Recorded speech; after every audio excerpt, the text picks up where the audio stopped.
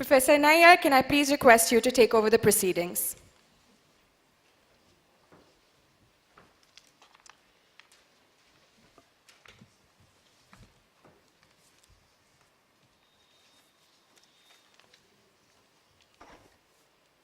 I'd like to welcome you to this lecture by Professor Seongjin Jeong, who is at the Gyeongsang National University in the Republic of Korea. If we study the literature on the economics and politics of development in Asia, particularly in the last 30 years, we find polar opposite ideological views about the process of capitalist development in the Republic of Korea.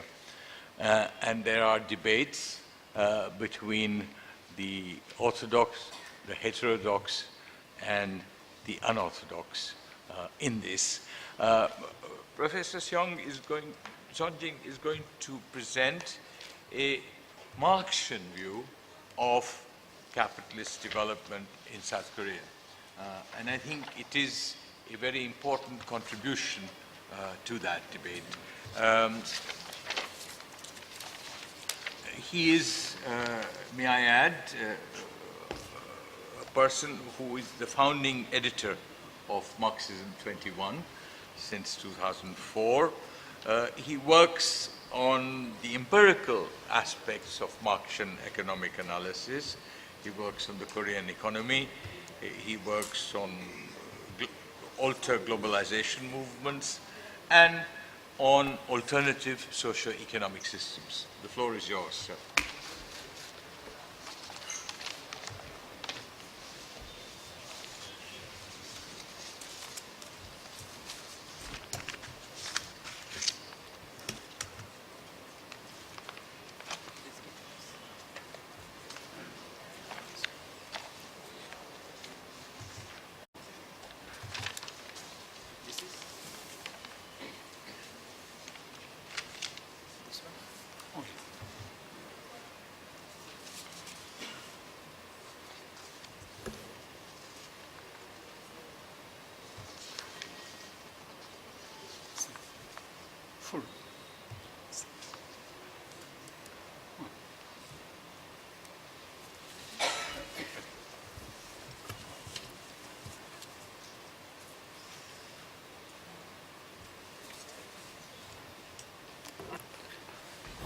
Thank you very much, everybody, and thank you for Professor Deepak Nayyar for a very kind introduction.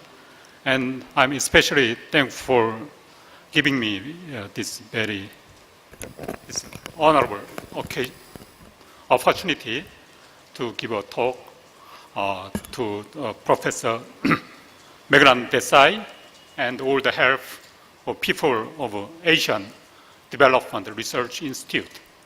My topic that I would like to talk about is, as the Professor Nayyar said, is about capitalist development in South Korea. It's a Marxian view. So, and I'm also think honorable that I give this talk under the in the spirit of commemorating the famous Rajani farmer Dutt.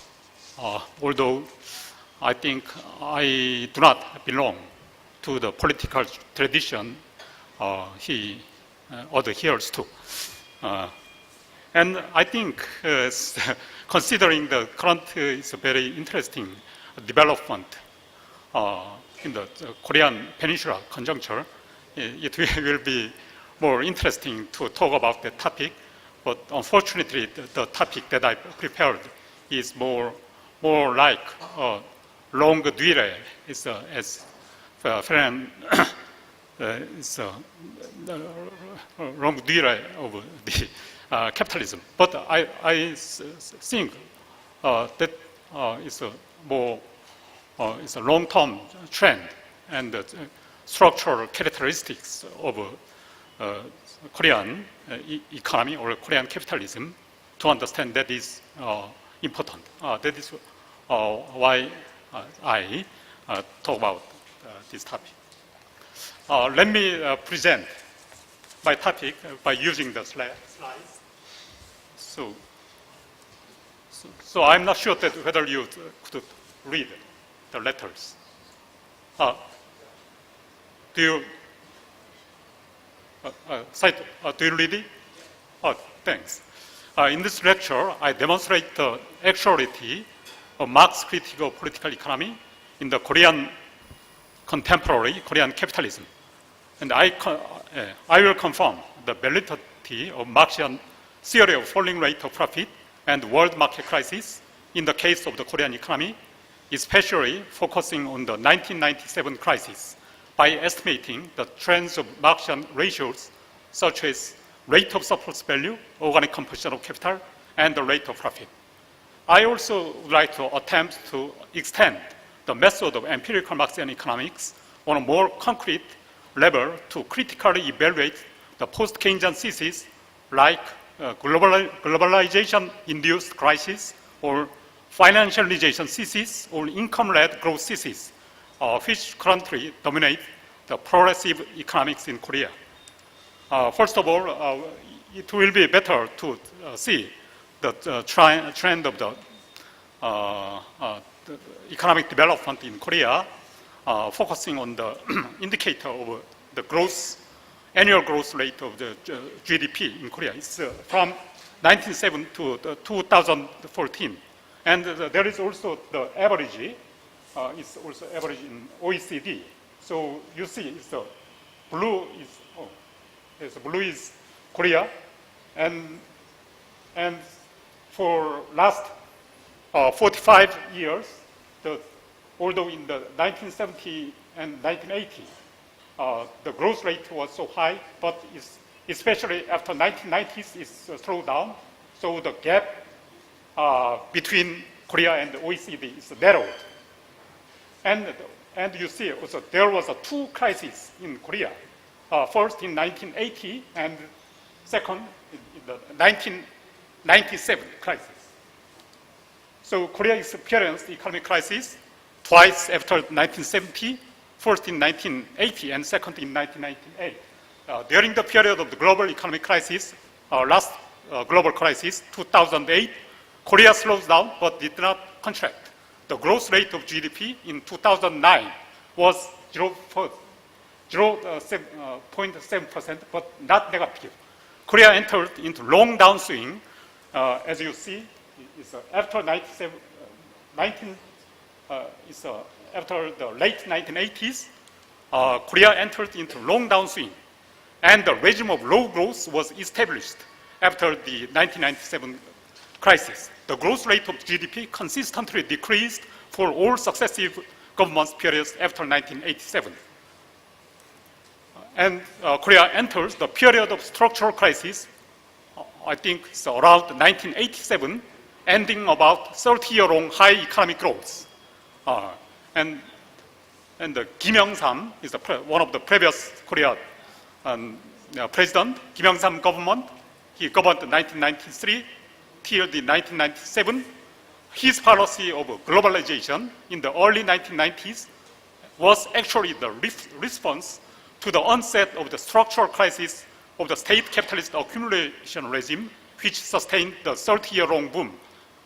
However, it could not prevent the explosion of the 1997 crisis, so-called IMF crisis.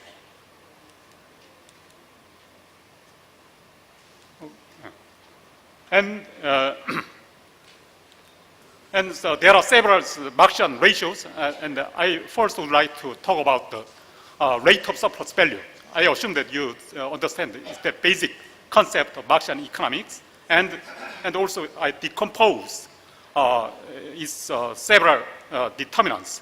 It's RSV is the rate of surplus value. It's S divided by V. It's the surplus value divided by V, and so, as you see, it can be shown. It's a V plus S is the total labor hour minus V is the necessary labor time. We know that necessary labor time is equals to the value of labor power, and value of labor power is the quantity of consumption goods that workers purchase and consume to reproduce his or her labor power. So it could be expressed as the value of consumption goods is multiplied by the quantity of the consumption means. That is H is a subscript to B. So H is the total labor time. And in order to calculate and estimate accurately the Marxian rate of surplus value, it is very, very important to distinguish productive and unproductive labor. And the result is as follows. It's about 1980 to 2014. Actually, I applied the seminar method of Anar Shaikh and Tona, and it turned out that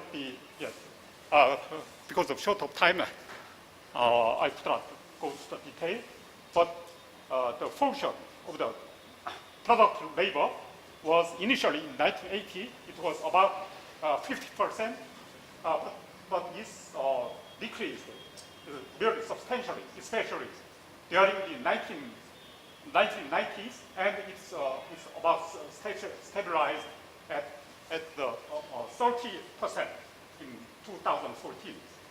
So in 2014, about 70% of total workers are unproductive workers. So the wages of the unproductive worker is counted as the part of the surplus value. So not all the wages are counted as the variable capital. So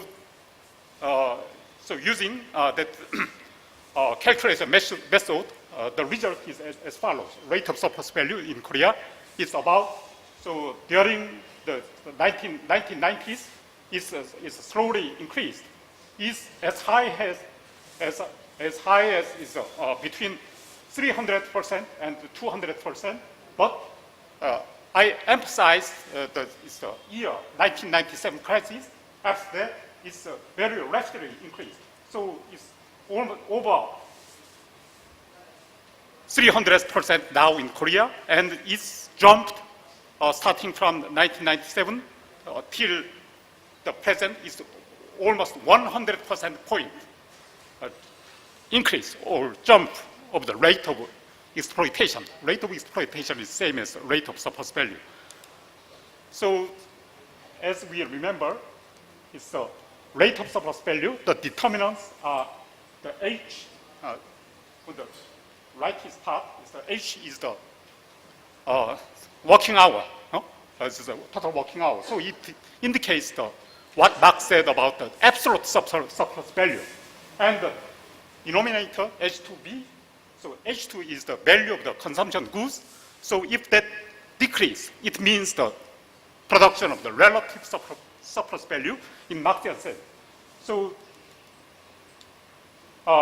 we see it's in the 1990s, so the quantity of consumption means the increase, the rate of increase of the quantity of consumption means is very high, but also the decrease of the value of unit of consumption means is also very significant. So the rate of surplus value increase. But after 1970, we see that the decrease of the value of the unit of consumption means is the rate of decrease slowed down, but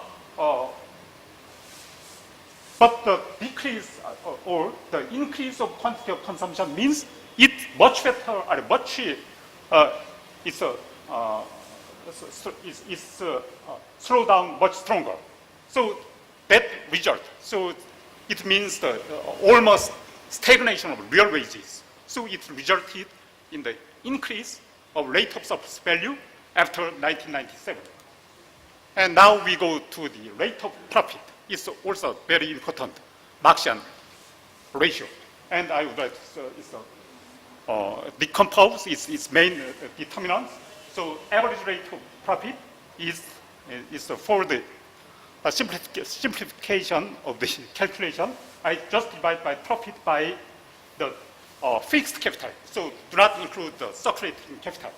So, and we can see that it can be expressed as the P by Y multiplied by Y by CF. It's P by Y is the profit share. Profit Y is the GDP or output. So then the Y by CF is the output capital ratio. So it's the proxy of the inverse. Inverse of is a Marxian value composition capital. Because CF divided by Y is almost is surrogate of Marxian value composition capital. So and the right part, I decompose the output capital ratio into three components. So it's first is the ratio of the GDP deflator to the deflator of net fixed capital stock PCF, and second one is a real labor productivity per labor hour, and the last one is the reciprocal of the real fixed capital stock per labor hour. Now, the rate of profit in the sector, in the non-farm, I do not include the agricultural sector. In non-farm business sector in Korea, is 1970 to 2014. So I extended my previous work recently. So there are two lines, but you can see during 1970 till the late 1980s, the rate of profit was around 15%. It was rather high, but it's very rapidly started to rapidly decrease since after the late 1980s, and you see the 1997, just prior to the 1997, this was the trough, lowest point of the rate of profit, and after that it's a little recovered. So, and now we see the determinants of the rate of profit in non-farm business sector. As I said, there is two very big, very important components of the rate of profit. The first is the profit share, and second is the output capital ratio.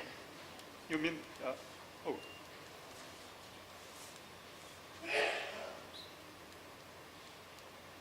yes. The blue line is the rate of profit, and the red line is the rate of profit. And the second one is the blue one is the profit share. And the top one, that is the output capital ratio. That is the reciprocal of Marxian value composition of capital. So you see that all the trend of the rate of profit could be explained by the movement of Marxian value composition of capital. And we see that the profit share, it is roughly equivalent to Marxian rate of surplus value. It's decreased till the late 1990s, but after that, that is after 1997 crisis, it rapidly increased. That means the increase of the rate of exploitation. So it's more than it's a counterbalance or counteract is the rise of the organic composition of capital. So after that, and as a result, rate of profit is slightly increased, but not recovered that much. That is the trend of the determinants of average rate of profit in Korea.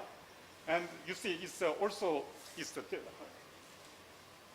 concentrate on the value composition of capital. You see the last one, that is the reciprocal of the real fixed capital stock per labor hour. That is the last one. It's a technical composition of capital. So you see that till the late 1990s, the rise of the value composition of capital was the result of the rise of the very rapid rise of technical composition capital. But after that, the the increase of the technical composition of capital is slowed down. Why that? As I emphasized, after that, the rise of the workers' real wage is stagnated. So capitalists did not have incentive to substitute the low-wage workers by machine. So that also contributed to the stabilization of capitalist profitability after 1997 crisis. So I decompose the trend of the rate of profit into so the first column is the rate of profit, and second column that is the profit share, and the third column that is the output capital ratio. Please concentrate the period 1987 to 1996. We see the as I emphasized, the rate of profit is really rapidly decreased, and that is that to be that is the combined result of the fall of the profit share as well as the rise of the value composition of capital. So and after that, so after 1997 crisis, the rate of profit recovery is increased 2.19% increase, but it was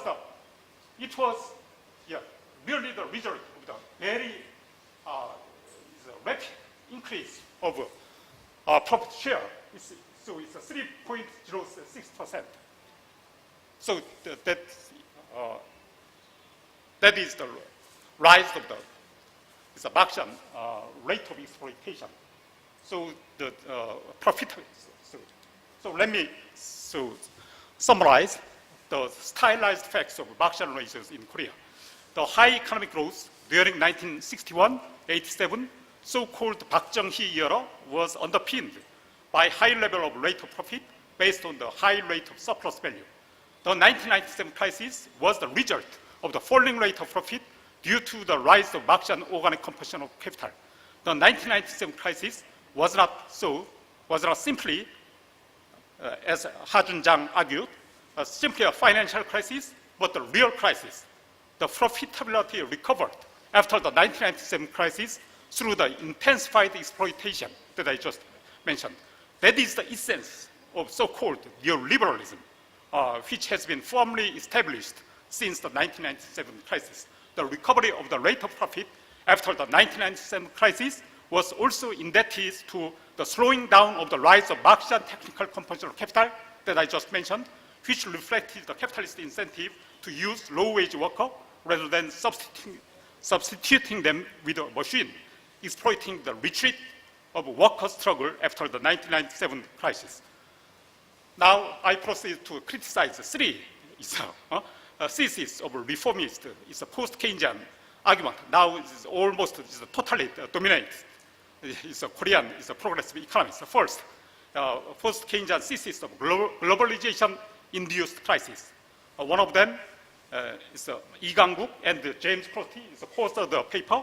They argued like that. The major cause of the 1997 crisis was not the inherent inefficiencies in the structure of the Korean developmental model, but rather contingent inefficiencies created by the liberalization, that is globalization, especially in the 1990s. Liberalization had brought Korea to the point where a financial crisis was almost inevitable. Destructive liberalization in the 1990s made the onset of a difficult economic period in Korea inevitable. These are their arguments, but I think it's totally wrong. It's totally opposite to what Marx argued. Marx argued in Capital Volume 3 like this. He talked about the relation between the globalization and crisis. Insofar as the foreign trade cheapens, on the one hand, the elements of the constant capital, and on the other, the necessary means of subsistence into which variable capital is converted, it acts to raise the rate of profit by raising the rate of surplus value and reducing the value of constant capital. It has a general effect in this direction in as much as it permits the scale of production to be expanded. In this way, it accelerates the accumulation, while it also accelerates the fall in the value of capital as against the constant, and hence the fall in the rate of profit. Now, I will see some statistics that shows the globalization drive after 1997 crisis in Korea. First, there is a deepening dependence on exports, and second, transformation of the Korean dominant capitals into transnational capitals. So capital export, and we noticed the sub-imperialist expansion. And Korea, so it is especially, we noticed that Korea became a net capitalist export country after 2006, as the Korean foreign direct investment outflow surpassed foreign direct investment inflow to Korea. And we also noticed deepening incorporation into global value chains. So it's deepening, you see the ratio of the exports to the GDP. It's really jumped. It's a red line. You see, red line. It's jumped after 1997. It's almost reached even 60%. 60% Korean GDP in 2010 is export. So it's a real. So we see the globalization is really accelerated. Not, but prior to 1997, it's high, but it's not so. It's almost stabilized at a high level, but it's really increased after 1997 crisis. And we see also same in the FTI outflow and inflow. It also jumped after 1997 crisis. It's not just FTI inflow, but FTI outflow. So it's also, we see in the, according to the OECD statistics, they now their calculation is a global value chain participation index. It also is increased in the late 1990s. And yes, and also there are various index of globalization. It's all increased after 1997 crisis. It's jumped. It's a red one is Korea. So let me summarize the fallacy of post-Keynesian thesis of globalization-induced crisis. Contrary to post-Keynesian assertion that globalization caused the 1997 crisis, globalization accelerated after the 1997 crisis. Globalization was consciously pursued by Korean capitals and state as a weapon to counteract the crisis due to a falling rate of profit, as Marx argued. Post-Keynesian regulation of the globalization, such as Tobin tax, could not be effective fallacy to resolve the crisis. Globalization can temporarily, however, globalization can just temporarily postpone the day of reckoning only to prepare the bigger crisis in the future. A recent cooling down of the export-led growth engine of Korean economy demonstrates the limitations of globalization as a way to cope with crisis. And second thesis is about the so-called financialization thesis. That is also one of the favorite thesis for the post-Keynesian economists. Post-Keynesian economists describe the change of Korean capitalism after the 1997 crisis as financialization. They also argue that the financialization is the main cause of the sluggish investment in Korea after the 1997 crisis. However, it is very difficult to find the evidence of financialization in Korea. I don't know whether it can be found in the United States or in India. For example, the most important index, the ratio of financial payments, such as interest and dividend, etc., to the total profit in non-financial corporation did not show any rising trend. In addition, the financial sector has not enjoyed particularly higher profits than productive sectors. So the financial repression favored by the post-Keynesian economics will not be the effective tool to resolve the current economic difficulties. So I calculate the distribution of surplus value in Korea. So in the, you mean the first is the blue color, the top is the loyalty for the financial sectors from product sectors, and the red is the commercial margin, and next one is the industrial profit, and the green last one is the wages of yes, top one is the industrial profit, and the green one is the wages of unproductive workers in productive industries. So the surplus value that remain in the product sector, is maintained about 50%. In other words, the part of the surplus value that transfers to the financial or unproductive sector is stabilized. It's almost more than 30 years. It's 50%. So, and for the first one, it's a blue one. Yes, the transfer to the financial sector, the portion increased till the late 1990s, but after that, it did not increase. It's specialized about 20%. So it is, we cannot say that the recent is a slowdown in investment can be explained by financialization. All the so, and we also see the ratio of interest and dividend payments to the total, so total profit in Korea. So it's just jumped in the 1997, but after that, the total portion of interest and dividend payments to total profit, it decreased. So no any increasing trend. And we see also, I also calculate rate of profit in productive sector and finance sector. So initially, so prior to the 1997, the rate of profit in finance sector was lower than the productive sector. Yes, after that, it's higher. It became higher than the product sector. But you see, it now after 2000, it's almost converged. So Marxian is an assumption of equalization of rate of profit is also operated in Korean economy. So let me say the limitations is the last one.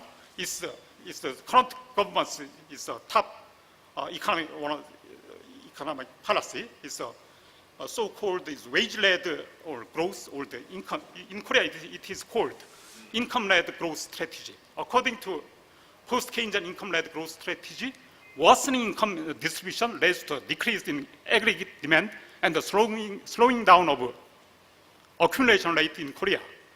However, there is a statistical method. Granger causality test shows that the causality, so it's not exactly, it's just a Granger causality, runs from the rate of accumulation to the labor share of income, that's the income distribution, not the reverse. And in addition, the main cause of the recent slowdown of investment is not so worsening income inequality, but the decline, falling rate of profit, as I emphasized.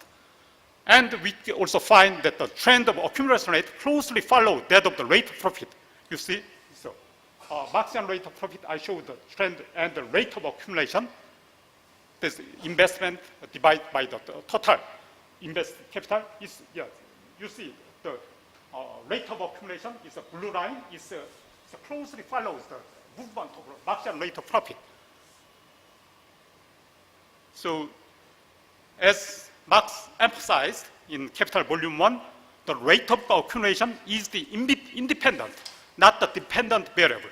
The rate of wage is the dependent, not the independent variable. So let me conclude my presentation.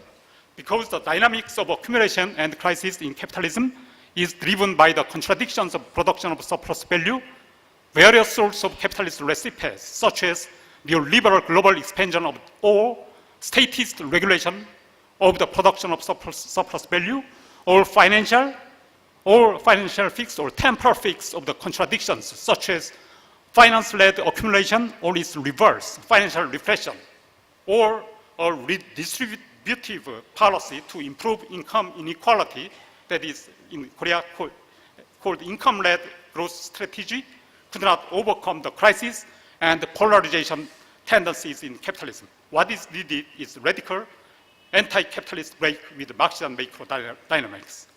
Thank you very much.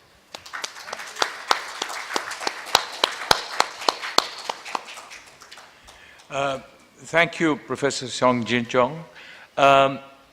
We have 5 minutes for the closure of this session. So if there are any questions, I would welcome them. Meghnad. Can I say, this is a very good paper, very good exercising concrete application of Marxian economics to.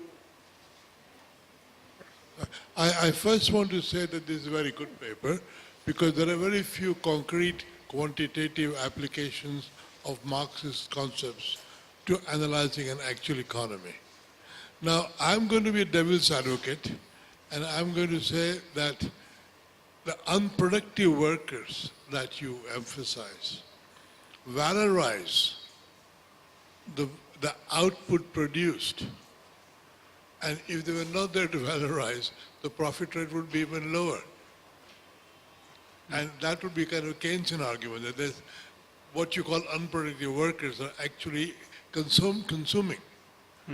And hence they have an importance in the economy, which you have to acknowledge somewhere in the system because they hold up the value of output produced. So profitability would be even worse if the unproductive workers were fewer. And I'm just... Is there any other question? Yes, over there. Yep, please.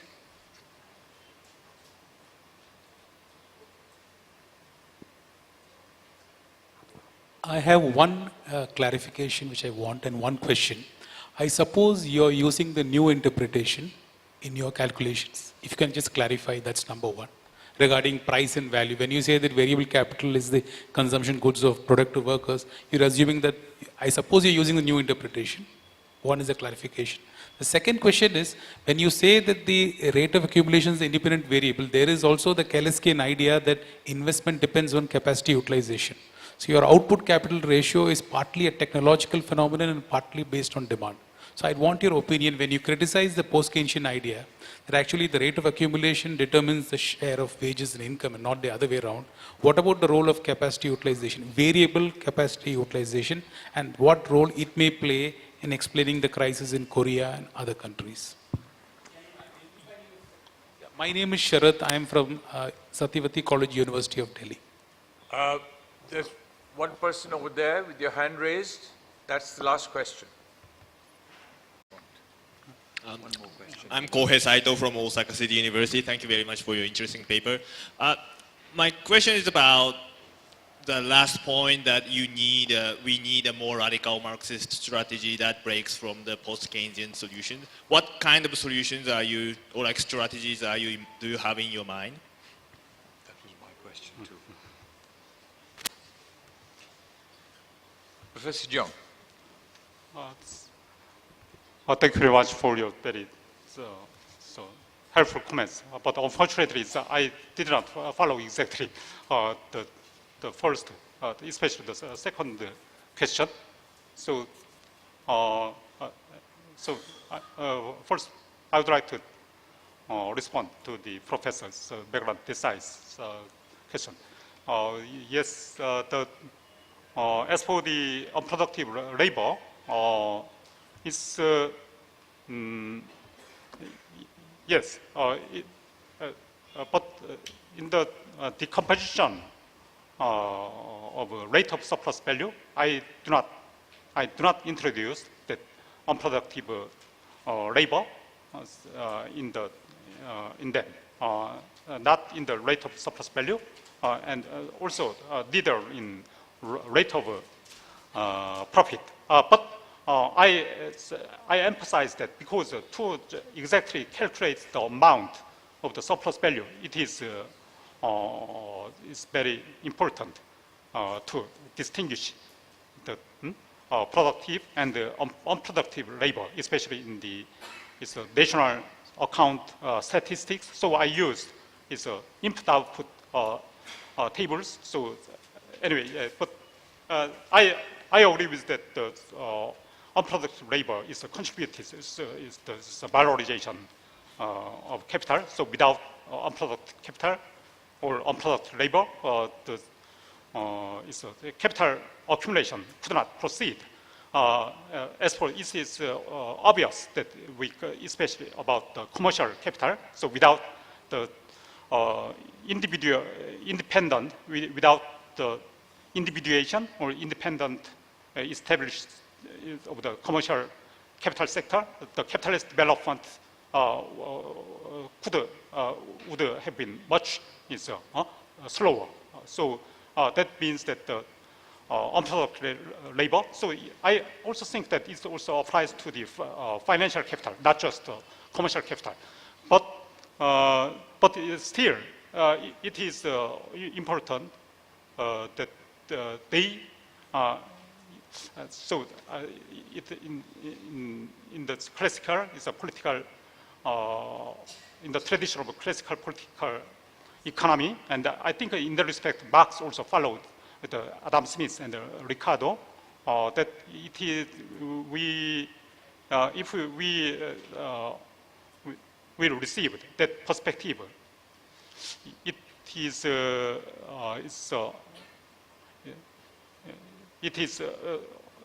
also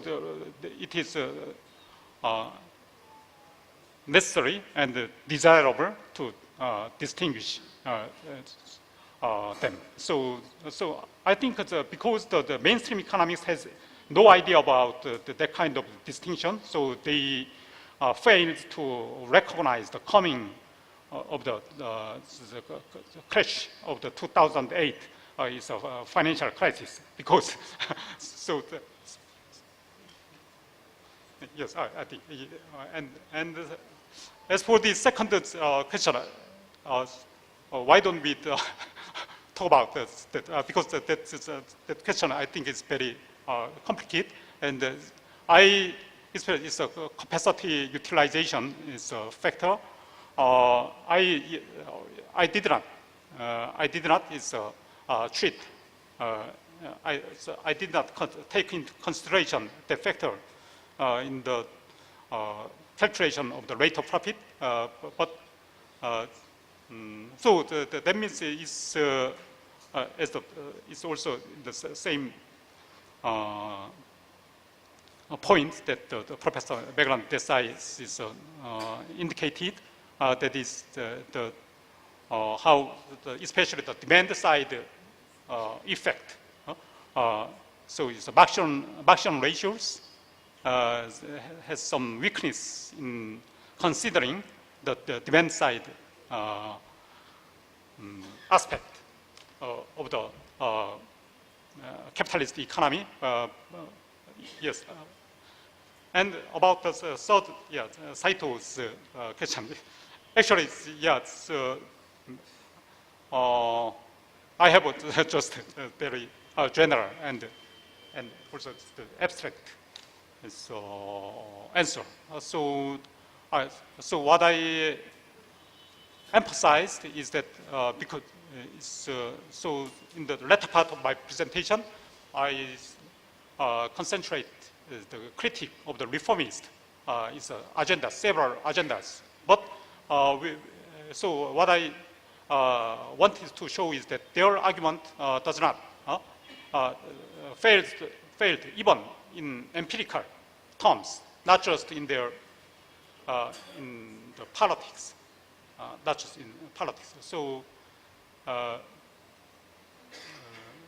and I also in the first part of my presentation, I showed that it's a Marxian. It's Marxian is a theory of it's a crisis, or it's a Marxian theory of capitalism. Marxian theory about the contradictions and the crisis of capitalism is fully operates against the assumptions or arguments from the mainstream bourgeois economist or reformist economist. So that suggests that what Marx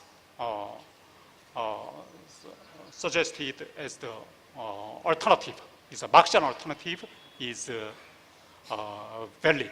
So I'm sorry that I could not respond concretely as for the alternatives. I'm sure that that subject will be discussed in other presentations in this conference. Thank you, Professor Jeong. Thank you, everyone. We'd like to bring this session to a close.